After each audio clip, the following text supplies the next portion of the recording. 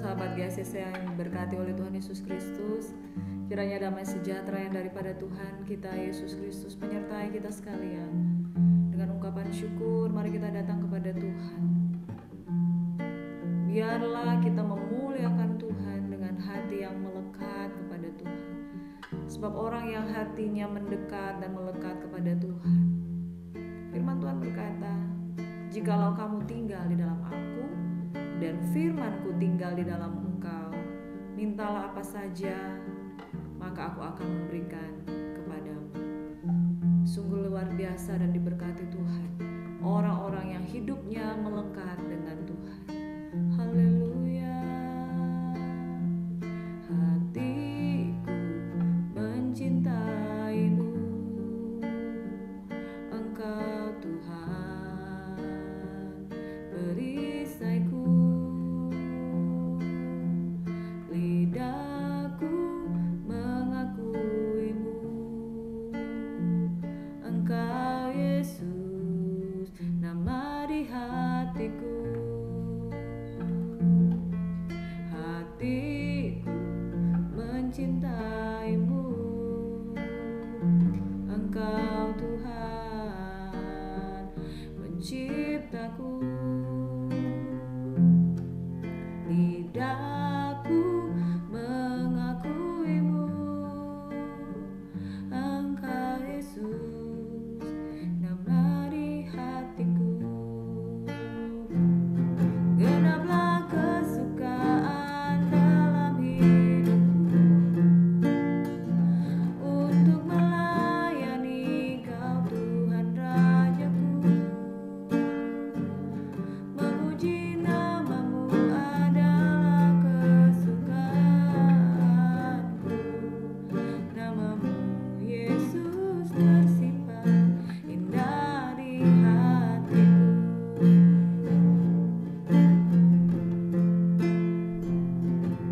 Hatiku mencintaimu, Engkau Tuhan penciptaku. Lidahku mengakuimu, Engkau Yesus, nama di hatiku. Genaplah kesukaan dalam hidupku untuk melayani Kau Tuhan Rajaku. Memuji namamu adalah kesukaanku. Namamu Yesus tersimpan indah di hatiku.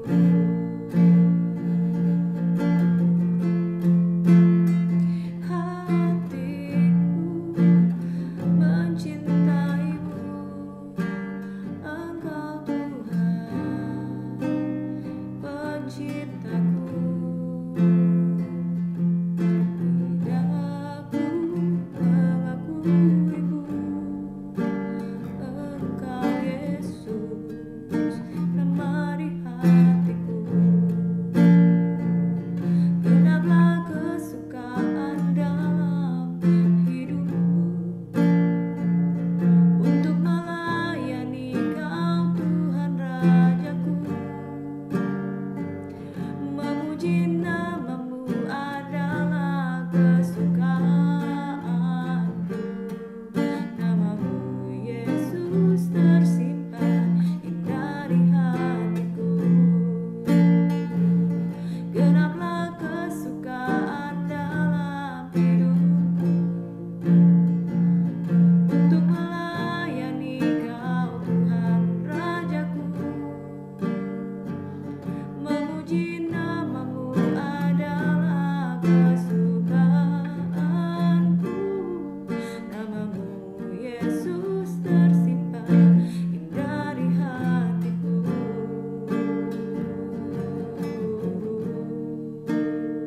Namamu Yesus tersimpan indah di hatiku. Namamu Yesus tersimpan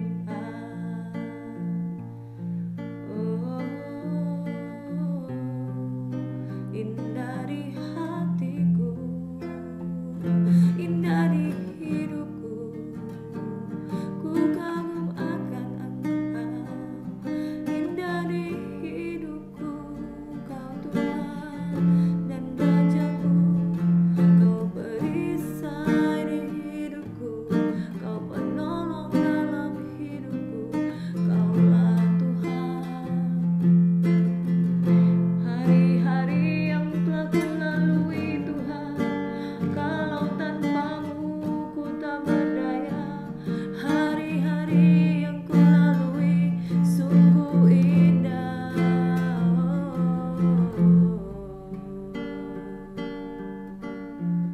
Terima kasih Bapa di surga, Engkau sungguh baik,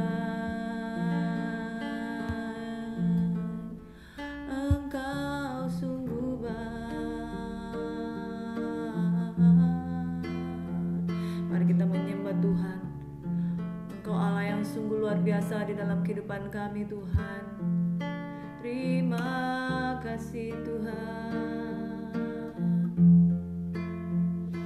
Mari kita merasakan bahwa hubungan kita dengan Tuhan itu betul-betul dibangun dari sebuah keintiman, dibangun dari sebuah pengenalan. Yesus, Yesus, Yesus Tuhan dan Rajaku.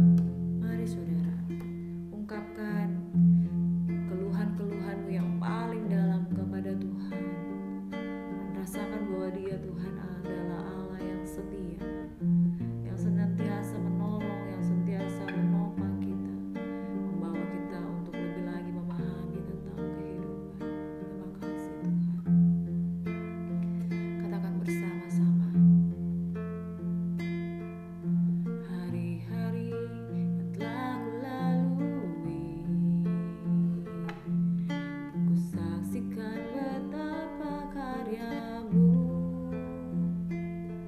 selalu nyata di dalam hidupku. Tuhan, Kau sungguh baik. Banyak peristiwa dan kejadian membuat diri semakin menyadari bahwa rancangan-Mu indah dalam hidupku. Tuhan, Kau sungguh baik.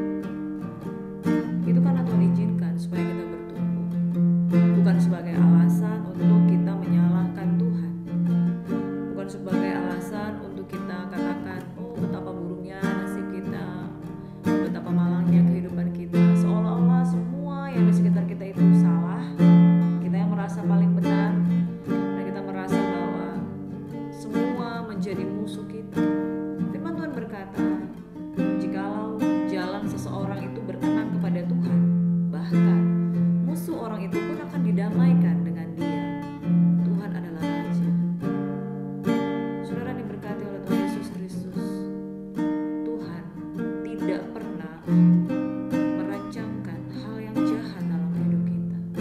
Hanya seringkali kita mungkin belum mengerti tentang Dia. Makanya Tuhan katakan, kita butuh pengenalan akan kasih Tuhan, pengenalan akan siapa Dia. Saudara yang diberkati oleh Tuhan Yesus Kristus, jika kita mengenal Tuhan dengan sungguh-sungguh dan bahwa Dia Tuhan yang baik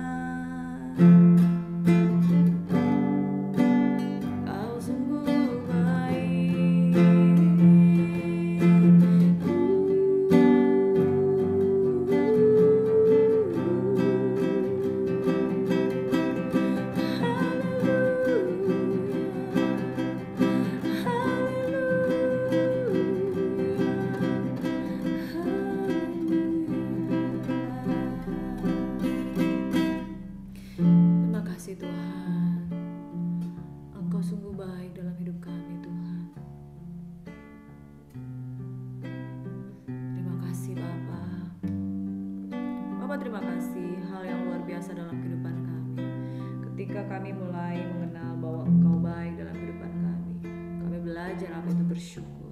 Dan ketika kami belajar untuk bersyukur, kami melihat semakin banyak kebaikan anugerah yang pernah Engkau berikan dan telah Engkau berikan, yang selalu Engkau sediakan. Dan ketika hati kami penuh dengan ucapan syukur, jiwa kami bersuka cita. Dan di dalam nama Yesus, Engkau sungguh baik. Terima kasih buat hari-hari yang telah Engkau berikan di dalam kehidupan kami. Ajar kami untuk mengenal Engkau lebih dalam lagi dan tidak menolak pengenalan akan Engkau, agar hidup kami sungguh-sungguh berkenan di hadapan. Dalam nama Yesus. Haleluya. Amin.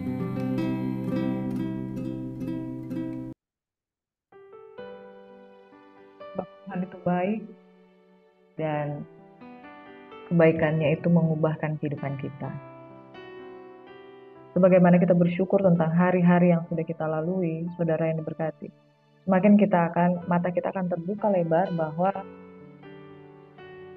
Tuhan itu nggak akan mungkin menginginkan yang jelek dalam kehidupan kita. Makanya dalam sebuah hubungan, pengenalan yang benar itu sangat penting. Saudara yang diberkati oleh Tuhan Yesus Kristus, tahun ini pernikahan saya dengan suami itu memasuki tahun ke-17. Dan saya diberkati dengan suami yang sangat menyayangi dan takut akan Tuhan. Masalah dalam rumah tangga bukan berarti nggak ada. Dan perselisihan, perbedaan pendapat, masalah di dalam hubungan, keuangan, dan juga pola pikir, kebiasaan, budaya, ya latar belakangnya dari Sumatera Utara, saya dari Sulawesi Utara, sama-sama utara tetapi daerah yang berbeda. Ada begitu banyak perbedaan. Tapi karena yang pertama komunikasi. Yang kedua kita punya satu visi yang sama, yaitu Tuhan harus diutamakan lebih dari segalanya. Dan yang ketiga saudara, kita sama-sama sepakat gak ada kata cerai dalam hidup kita. Yang keempat, kita sama-sama punya background yang masa lalu keluarga yang diproses. Tapi kita sama-sama mau belajar bahwa kita nggak mau hidup kita juga sama seperti pengalaman kita yang di masa lalu. Yang kelima, saudara, komunikasi itu terus dibangun. Komunikasi itu terus dibangun bahwa tidak semua yang saya mau dia paham. Tidak semua yang dia mau saya paham. Dan itu pentingnya komunikasi. Nah, saudara yang di dalam Tuhan kita Yesus Kristus, kadangkala banyaknya masalah percekcokan di dalam sebuah hubungan rumah tangga adalah kurangnya komunikasi. Seberapa penting sih komunikasi di dalam keluarga? Apakah kita akan menjadi sepasang suami istri yang baik kalau kita tuh banyak ngomong, banyak bahan pembicaraan? Saudara, bahkan pasangan yang paling interaksi sekalipun belum tentu mereka akan memiliki hubungan yang baik jika komunikasi mereka didasarkan atas sekedar sebuah yang penting kita ngomong, kita banyak ngobrol, kita banyak baku sedu, kita banyak ngelawak dengan pasangan kita, oh kita pasti baik-baik saja. Enggak, bukan soal komunikasi yang seperti itu, tetapi komunikasi yang membawa pada pengenalan. Semakin kita mengenal seseorang, trust kita akan semakin besar. Tapi semakin kita tidak mengenal seseorang, akan terjadi trust issue atau isu di dalam rasa percaya kita ke orang. Saudara, ada banyak hubungan yang rusak dan gagal karena trust issue-nya itu yang sangat besar. Rasa untuk mempercayai pasangannya itu yang sangat tipis. Mungkin pernah dikhianati atau mungkin pernah mengalami kekerasan verbal, pernah mengalami kekerasan KDRT fisik. Dan saudara, itu merubah cara pandang seseorang yang mungkin dia sangat percaya kepada pasangannya dulu menjadi orang yang tidak percaya kepada pasangan. Trust itu terjadi itu karena ada trauma-trauma di dalam kehidupan masa lalu. Itu antara sesama manusia. Bagaimana hubungan kita dengan Tuhan? Nah, saudara yang diberkati oleh Tuhan Yesus, hubungan kita dengan Tuhan, kita pengen hubungan kita dengan Tuhan itu baik. Mungkin kita akhir tahun 2023 berkata, saya mau komitmen hubungan saya dengan Tuhan tahun ini harus menjadi lebih baik. Tapi kenyataannya saudara, tiap tahun ternyata tidak lebih baik dan tidak lebih baik. Saudara, hubungan yang baik itu harus berdasarkan pada sebuah komunikasi, hubungan, dan satu pengenalan yang lebih baik lagi. Amin. Pagi hari ini kita akan belajar tentang kebenaran firman Tuhan yang terambil dari kitab Perjanjian Lama, yaitu di kitab Hosea. Tuhan menyukai pengenalan yang benar. Dalam Hosea 4 ayat 1 hingga ayat 6, dan kita akan belajar juga dari Hosea 6 ayat 1 hingga ayat yang ke-6. Firman Tuhan di dalam Hosea 4 ayat 1 hingga ayat yang ke-6, firman Tuhan berkata seperti ini. Dengarlah firman Tuhan, hai orang Israel, sebab Tuhan mempunyai perkara dengan penduduk negeri ini. Sebab tidak ada kesetiaan, tidak ada kasih, dan tidak ada pengenalan akan Allah di negeri ini. Nah saudara, ini adalah isu yang terjadi di tengah-tengah kehidupan bangsa Israel pada bangsa Yahudi pada waktu itu. Tuhan berperkara dengan penduduk negeri ini sebab esensi dari 3 perkara ini nggak ada. Kesetiaan nggak ada, kasih tidak ada, pengenalan akan Allah tidak ada. Saudara, jadi kalau kita belajar ilmu pengetahuan sosial ya, dulu dikatakan, apa sih kebutuhan primer dari umat manusia? Sandang, makan, papan, ya. Sandang, makan, papan, ya. Ada perumahan, ada makanan, ada pakaian. Sandang atau pakaian, pangan atau makanan, papan itu perumahan. Selama kita punya semua itu 3 itu yang paling utama. Makanya tersier itu akan menjadi hal-hal yang utama yang kedua, nah, saudara. Tetapi hal yang utama di hadapan Tuhan bukan hal-hal seperti itu. Karena Tuhan sanggup mencukupkan segala sesuatu dalam kehidupan kita. 3 esensi yang sangat Tuhan inginkan dalam semua hubungan dengan umat yang Dia kasihi, yaitu kesetiaan, kasih, dan pengenalan akan Tuhan. Makanya saudara yang diberkati oleh Tuhan Yesus Kristus, Tuhan mencari orang-orang yang setia. Aku berdoa pada pagi hari ini ketika firman Tuhan disampaikan, ada perenungan dalam hati kita. Sudahkah aku setia dengan Tuhan? Ingat loh, Tuhan itu setia dengan kita. Apakah kita setia dengan Tuhan kalau lagi ada maunya? Setia dengan Tuhan kalau lagi butuh? Setia dengan Tuhan kalau lagi sakit? Tapi kalau lagi tidak terjadi apa-apa, wah, kesana kemari, dan tidak ada kesetiaan. Saudara yang diberkati oleh Tuhan Yesus Kristus, pagi hari ini saya mendapatkan satu kekuatan dalam hadirat Tuhan yang sangat kuat. Saudara, pada saat hari ini, kekuatan yang sangat kuat mengingatkan saya bahwa kesetiaan itu adalah hal yang mutlak penting dan mengasihi Tuhan. Jadi, saudara, kita belum bisa dikatakan calon mempelai Kristus kalau 3 hal utama ini itu belum terbangun dalam hidup kita. Orang yang setia. Setia itu berbicara konsistensi, saudara. Konsistensi mencari Tuhan pada pagi hari. Jatuh bangun kita melakukan saat teduh di pagi hari. Sebenarnya bukan sebuah bukti kesetiaan, saudara. Itu kita harus survive, kita harus bangun. Makanya saudara, kalau pagi-pagi hari saudara mungkin bangun pagi, coba buka channel YouTube dan kemudian renungkan firman Tuhan. Jadi kesetiaan itu adalah proses. Bahkan dalam kehidupan suami istri saja, saya dengan suami belajar apa itu setia satu dengan yang lain dalam segala suka dan duka. Karena kesetiaan itu seperti janji pernikahan kita. Sakit maupun sehat, susah maupun senang, ada uang dan gak ada uang. Reaksi kita tuh dibentuk di situ. Nah, kesetiaan itu bukan hanya karena kau itu ada di rumah tiap hari itu gak kemana-mana. Bukan, saudara. Tapi kesetiaan itu bicara soal sikap hati. Kesetiaan itu berbicara soal respon. Bagaimana kita menerima atau tidak menerima sebuah keadaan yang Tuhan izinkan terjadi. Sebuah keadaan yang Tuhan izinkan terjadi. Ada loh saudara, rumah tangga ketika suaminya ada uang, abang disayang. Suaminya enggak ada uang, abang melayang. Suaminya ada uang, semua dia layani, tetapi suaminya enggak ada uang, ditinggalkannya. Bahkan dia bisa saja pergi ke tempat yang lain. Nah, saudara, demikian pula sebaiknya.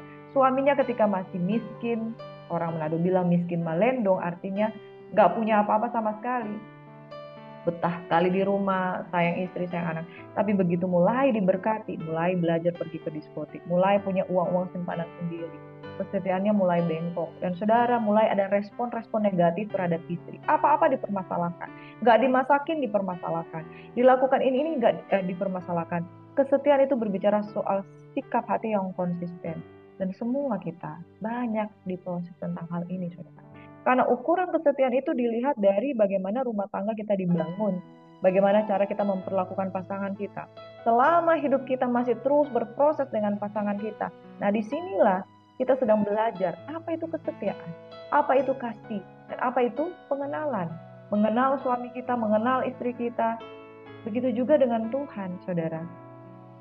Kita perlu pengenalan akan Tuhan tiap hari. Karena ada saja misunderstanding kita terhadap benaran firman Tuhan. Ya salah mengerti lah, salah tafsir, dan lain sebagainya. Saudara, di dalam ayat yang kedua dalam Hosea 4. Hanya mengutuk, berbohong, membunuh, mencuri, berzina, melakukan kekerasan, dan penumpahan darah menyusul penumpahan. Sebab itu negeri ini akan berkabung, dan seluruh penduduknya akan merana. Juga binatang-binatang di padang dan burung-burung di udara, bahkan ikan-ikan di laut akan mati lenyap. Hanya janganlah ada orang mengadu, dan janganlah ada orang menegur. Sebab terhadap engkaulah pengaduanku itu, hai imam. Engkau akan tergelincir jatuh pada siang hari, juga nabi akan tergelincir jatuh bersama-sama engkau pada malam hari, dan aku akan membinasakan ibumu. Ayat 6. Umatku binasa karena tidak mengenal Allah. Karena engkaulah yang menolak pengenalan itu, maka aku menolak engkau menjadi imamku. Dan karena engkau melupakan pengajaran Allahmu, maka aku juga akan melupakan anak-anak. Saudara, di dalam ayat yang keempat dikatakan, janganlah ada orang menegur sebab terhadap engkaulah pengaduanku itu, hai imam. Saudara yang diberkati, imam yang melayani bait suci adalah orang-orang yang dipilih oleh Tuhan. Dan mereka ditetapkan untuk bisa mendekati bait suci dan lakukan upacara-upacara peribadatan yang berkenan kepada Tuhan. Tapi sekarang saudara, korban yang sempurna sudah melalui Tuhan Yesus Kristus. Dan ketahuilah saudara bahwa semua orang, sekali lagi semua orang, itu dikatakan di dalam 1 Petrus 2, engkaulah imamat yang rajani. Jadi ada urapan keimaman, ada urapan raja. Urapan keimaman yaitu bahwa kita tidak memerlukan imam yang lain, karena imam besar maha agung, maha kudus itu Yesus sudah menyelesaikan semua di atas kayu salib. Dan kita berlaku sebagai imam bagi diri kita sendiri untuk datang menghampiri tahta Tuhan. Dilayakkan. Nah, pada zaman perjanjian lama, umat Tuhan itu sangat bergantung kepada imam-imam yang melayani di bait suci. Karena mereka mengaku dosa dan bertobat dan menyerahkan korban bakaran itu. Kemudian dengan korban bakaran itu, imam itu akan memutuskan orang ini diterima atau tidak persembahannya. Jadi imam-imam itu yang memutuskan. Ketika imam-imam ini berlaku tidak benar, mereka sendiri menolak pengenalan akan Allah, maka seluruh umat yang ada di bawah mereka itu akan juga binasa. Karena dari para imam itu sudah menolak pengenalan akan Tuhan. Umat Tuhan juga yang ada di bawah pimpinan mereka itu jadi tidak mengenal Allah. Saudara, posisi keimaman itu juga ada di dalam diri kita. Kalau kita menolak pengenalan akan Tuhan, maka jiwa-jiwa yang bergantung kepada kita, atau jiwa-jiwa yang juga kita layani, jiwa-jiwa yang juga kita injili, mereka juga akan disesatkan. Bahkan firman Tuhan berkata seperti ini. Penyesatan itu memang ada, tetapi alangkah malangnya orang yang melakukan penyesatan itu. Lebih baik bagi dia untuk diikatkan batu kilangan di lehernya untuk dibuang ke laut. Saudara, bahaya penyesatan oleh karena ada oknum-oknum tertentu yang mengkompromikan kebenaran. Nah, hari-hari ini ada istilah hyper grace. Hyper grace itu adalah orang-orang yang sangat mempercayai kasih karunia Tuhan, tapi bablas. Kebablasannya begini, oleh karena kasih karunia Tuhan, kita jatuh bangun di dalam dosa tak mengapa. Oleh karena kasih karunia Tuhan, Tuhan akan menangkap kita seperti jaring dan kita tidak akan mungkin jatuh sampai tergeletak. Saudara, firman Tuhan benar adanya bahwa kita tidak akan jatuh sampai tergeletak. Tapi perihal kita membahayakan diri kita dengan mendekati pencobaan dan jatuh bangun di dalam dosa, itu bukan kehendak Tuhan. Sebab firman Tuhan berkata dalam diri kita, pikulah salib, dan barang siapa mau mengikuti aku, ia harus menyangkal diri dan pikul salib. Menyangkal diri itu berbicara jaga kekudusan. Menyangkal diri berbicara bagaimana kita harus menjaga hati. Jangan mempersembahkan diri terhadap pencobaan, saudara. Bapa di surga akan terus menjadi Bapa yang baik dalam kehidupan kita. Tapi bukan berarti kita menyia-nyiakan kasih karunia Tuhan. Nah, umatku binasa karena tidak mengenal Allah. Dan kita sebagai imam, jangan kita menolak pengenalan akan Allah itu. Sebab kita bertindak sebagai imam bagi diri kita sendiri untuk datang mempersembahkan korban di hadapan Tuhan. Juga ada jiwa-jiwa yang kita layani, yang sangat terpengaruh dengan cara hidup kita. Apalagi kalau kita sudah jadi hamba Tuhan tapi tidak mau menjadi role model, orang akan lihat kita, orang akan ikut kita, orang akan melihat kita sebagai pola yang mereka ikuti. Apakah kita menjadi pola yang baik atau enggak? Nah, kalau kita kompromi, murid kuncing berdiri, guru kuncing berdiri, murid kuncing berlari. Artinya mereka akan melakukan jauh lebih buruk dari apa yang diajarkan. Nah, saudara yang diberkati oleh Tuhan Yesus Kristus, Tuhan menghendaki kesetiaan, kasih, dan pengenalan akan. Dalam hal ini pengenalan yang benar akan Tuhan itu sangat penting, saudara. Jangan memandang rendah satu kebenaran firman Tuhan. Ujung-ujungnya kebinasaan, saudara. Jika tidak mengenal Allah, umat Tuhan binasa. Jika kita menolak pengenalan akan Allah, melupakan pengajaran Allahmu, Tuhan juga akan melupakan kita. Nah, saudaraku yang diberkati oleh Tuhan Yesus Kristus, orang yang berkanjang kepada hyper grace selalu akan merasa aku yang benar. Tuhan pasti akan menerima aku apa adanya. Enggak gitu juga, saudara. Sebab firman Tuhan katakan, tetaplah kerjakan keselamatanmu dengan takut dan gentar. Artinya ketika keselamatan itu firman Tuhan katakan bukan karena perbuatan yang baik, bukan berarti kita hidup seenaknya. Bapak-bapak yang sudah bertobat, tapi di luar rumah masih suka mata keranjang ini dan itu, saudara tidak akan luput. Jika engkau tidak mengenal Allah, dan ketika engkau menolak pengenalan akan Allah itu, maka Tuhan juga menolak engkau menjadi imam. Persembahanmu sebagai persembahan syukur di hadapan Tuhan itu gak diterima oleh Tuhan, saudara. Tuhan Yesus mati di kayu salib, korbannya udah sempurna. Kesempurnaan korban Tuhan Yesus Kristus bukan berarti engkau bisa kompromi dalam melakukan.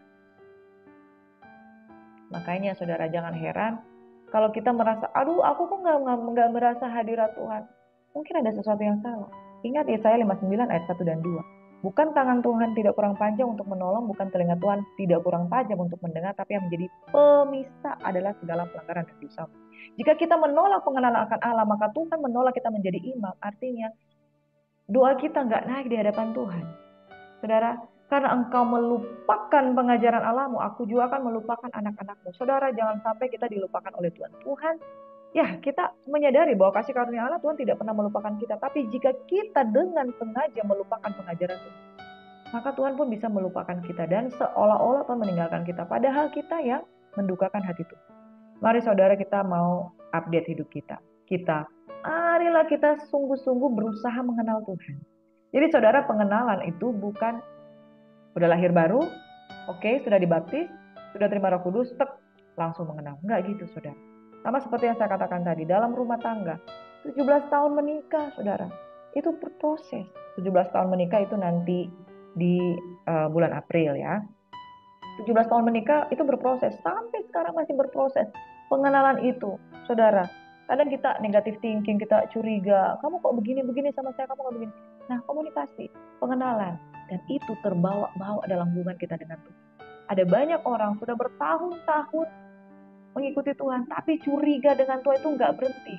Masa Tuhan nggak mengasihi saya? Masa Tuhan nggak memberkati saya? Waduh, curiganya parah. Dan curiganya itu adalah intimidasi yang menyalahkan Tuhan. Kenapa? Supaya jawaban doa dia dapatkan. Jadi kadang manusia itu manipulatif. Dia kadang menyalahkan Tuhan karena ada maunya. Supaya jawaban doa itu dia dapatkan. Bukan begitu caranya. Kenalilah Tuhan Allahmu dengan penuh kesungguhan. Amin. Hosea 6 ayat 1 sampai 6 firman Tuhan berkata, marilah kita akan berbalik kepada Tuhan. Saudara, the key is berbalik. Saudara, saya sangat suka dengan kata berbalik, sangat suka dengan kata bertobat. Bukan saya yang mengingininya, Tetapi setelah saya lahir baru, Yeskiel 36 ayat 26 hingga 27 itu digenapi dalam hidup saya. Tuhan memberikan hati yang baru dan hati yang taat untuk melakukan ketetapan dan perintah Tuhan. Selama hati kita belum lahir baru, maka hati kita tidak diubahkan. Kita tidak suka yang namanya berbalik. Kita nggak suka dengan namanya pertobatan. Kita nggak suka dengan namanya mau berubah dari yang jahat. Orang yang sulit berubah, sulit bertobat, sulit hatinya berbalik, pasti belum lahir baru. Don't blame yourself. Karena lahir baru itu adalah keputusan saudara. Sekali lagi, ini penting buat kita. Orang yang sulit untuk berbalik, sulit untuk bertobat, sulit untuk melembutkan hati, lebih suka mengeraskan hati, dia pasti belum lahir baru. Kalaupun dia sudah pernah lahir baru, dia sudah kembali kepada hati yang keras. Hati yang keras itu bukan dari Tuhan. Baca kembali Yeskiel 36 ayat 26 hingga 27. Hati yang keras itu bukan dari Tuhan. Itu bukan pribadi dari Roh Kudus. Itu bukan pribadi yang diubahkan. Saudara, hari ini kalau engkau mendapati hatimu keras, itu bukan produk kelahiran baru. Itu bukan produk yang dikerjakan oleh Tuhan. Mungkin engkau telah kembali ke manusia lama. Marilah kita akan berbalik kepada Tuhan. Sebab Dia yang telah menerkam dan yang menyembuhkan kita, yang telah memukul dan yang akan membalut kita. Nubuatan tentang Mesias yang akan mati dan bangkit, yaitu Ia akan menghidupkan kita sesudah 2 hari. Pada hari yang ketiga Ia akan membangkitkan kita dan kita akan hidup di hadapannya. Saudara, Tuhan akan membuat kita hidup di hadapannya. Apanya yang hidup? Roh kita. Manusia ilahi kita. Manusia Allah kita. Manusia yang benar di hadapan Dia. Dan saudara, marilah kita mengenal dan berusaha sungguh-sungguh mengenal Tuhan. Saudara, pengenalan akan Tuhan adalah keputusan yang sungguh-sungguh. Dan firman Tuhan katakan di dalam 2 Tawarik 16 ayat 9, mata Tuhan tertuju kepada orang yang bersungguh hati kepada Dia untuk melimpahkan kekuatan. Amin, saudara. Jadi ketika kita bersungguh-sungguh mengenal Tuhan, Dia pasti muncul seperti fajar. Dia akan datang kepada kita seperti hujan. Seperti hujan pada akhir musim yang mengairi bumi. Artinya ada berkat-berkat surga. Saudara, kalau hari ini engkau baru mengalami yang namanya lahir baru, lalu terus mengalami, kok Tuhan belum tolong saya?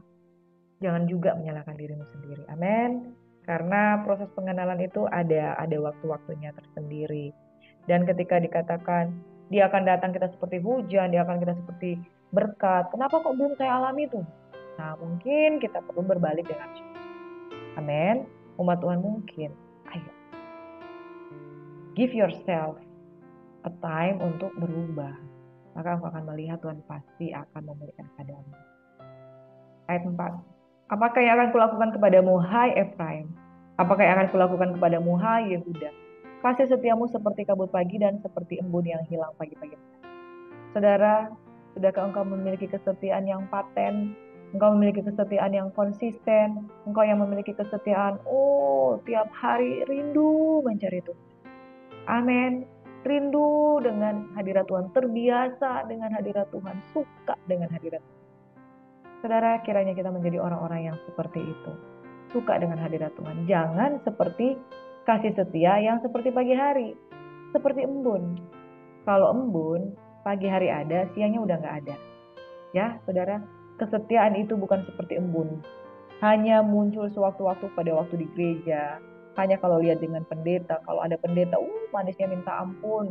Bahkan setiap kali pendeta kunjungi di rumah, kasih PK sebanyak-banyaknya. Tuhan gak bisa disogok, saudara. Itu kalau kamu memberkati aja. Tapi bukan berarti ketika engkau merasa sudah baik ke orang, sudah baik ke pendeta, engkau merasa, ya ini adalah bagian dari saya sudah ikut Tuhan dengan sungguh-sungguh. Gak gitu, saudara. Pendeta bisa mendoakan kita, tetapi kita perlu punya hubungan pribadi dengan Tuhan. Sebab aku menyukai kasih setia dan bukan korban sembelihan, dan menyukai pengenalan akan Allah lebih daripada korban makan. Saudara yang diberkati, sekali lagi, kesukaan Tuhan adalah kasih setia. Makanya orang-orang yang setia, orang-orang yang mencari Tuhan, orang-orang yang suka kepada pengenalan adalah orang-orang yang disukai Allah. Pengen kita disukai oleh Allah, orang yang disukai Tuhan, dia limpah. Hari ini ketika engkau mendengarkan firman Tuhan, saya bisa merasakan engkau adalah orang yang diurapi. Hari ini ketika engkau dengan sungguh-sungguh datang kepada Tuhan, engkau diurapi. Tuhan ingat, Tuhan menyukai kasih setia. Bukan cuma sekedar korban. Korban uang, korban harta, korban waktu, enggak gitu saudara. Tuhan menyukai pengenalan akan Allah. Lebih daripada persembahan kita. Amin. Mari kita berdoa. Bapa di surga, kami rindu komunikasi kami dengan Tuhan. Semakin lebih lagi kami terbuka. Terbuka untuk zaman Tuhan. Tidak menutup-nutupi dosa, pelanggaran. Semuanya kami ungkapkan kepada Tuhan. Dan Tuhan punya banyak cara untuk memulihkan. Dan kami berdoa Tuhan, semakin kami dipulihkan. Kami tentunya akan memiliki karakter yang jauh lebih baik. Biarlah kami ada pengenalan, ada kasih setia dan kasih kepada Tuhan. Dan ketika kami mengasihi Tuhan, maka penyembahan kami akan hidup di sini. Bapak terima kasih Tuhan ketika Engkau menyukai pengenalan akan Tuhan lebih daripada korban-korban bakaran. Kami rindu Tuhan. Kami berkenan di hadapan-Mu. Kami mengenal Engkau lebih dalam lagi. Bapak di surga ketika kami mengenal Engkau, kami tidak curiga dengan Tuhan. Kami tidak menyalahkan Tuhan. Kami mengucap syukur dalam segala keadaan. Ini kerinduan kami Bapak. Mengenal Engkau dalam segala keadaan. Ajar kami Tuhan untuk mengejar kesetiaan-Mu. Bukan seperti embun di pagi hari. Tetapi kami memiliki kesetiaan yang konsisten. Terima kasih Bapak di surga, kami rindu orang-orang yang diberkati dan diurapi dalam nama. Dan kami juga berdoa secara khusus untuk Bapak Antonius dalam segala pergumulan pribadinya. Dia kiranya menemukan Tuhan secara pribadi dan Tuhan memulihkan keadaannya. Apa saja yang dia gumuli, Tuhan kiranya membukakan pintu berkat bagi dia dan dia memiliki pengenalan yang benar. Dan semua kami yang mendengarkan firman Tuhan, kami semua diberkati. Kami juga berdoa secara khusus untuk saudari Windy Agu dalam proses pasca operasi. Tuhan kiranya memberkati, menyembuhkan, memulihkan. Trombosit donor yang sudah dia terima itu boleh membawa kesembuhan dalam dia. Dan dia belajar untuk mengucap syukur dan mengenal Tuhan. Secara khusus juga kami berdoa untuk Ibu Walangare yang saat ini terbaring di ICU di umur yang ke-70-an tahun. Bapak di surga, kami rindu berkat-berkat Tuhan. Kami doakan untuk Ibu Diana dan Pak Simon saat disepikir untuk mendoakan orang tua mereka. Bapak di dalam nama Yesus kerinduan kami, mereka diberkati. Secara khusus kami juga berdoa untuk Bapak Gembala dalam pemulihan dengan tubuhnya yang sakit. Kiranya roh Tuhan ada padanya. Di dalam nama Yesus, segala pergumulan pribadinya Engkau Tuhan yang melawan. Kami berdoa secara khusus untuk Pak Sanggam yang juga hari ini kurang sehat. Engkau memberkati, menyembuhkan, memulihkan. Dalam nama Yesus Tuhan Engkau memberkati Oma Eske di usia tuanya. Engkau memulihkan keadaan tubuhnya yang rapuh menjadi keadaan tubuh yang diberkati oleh Tuhan. Dan orang yang mengenal Tuhan akan tetap kuat dan bertindak. Ini doa kami Bapa. Tuhan kiranya memberkati dan melindungi. Tuhan menyinari kami dengan wajahnya, memberikan kami kasih karunia. Tuhan menghadapkan wajahnya kepada kami, memberikan kami damai sejahtera. Terima kasih Tuhan, kami sambut berkat-Mu dengan syukur. Haleluya. Shalom and God bless you. Saudaraku, Tuhan Yesus memberkati. Selamat beraktivitas dan selamat bersyukur selalu.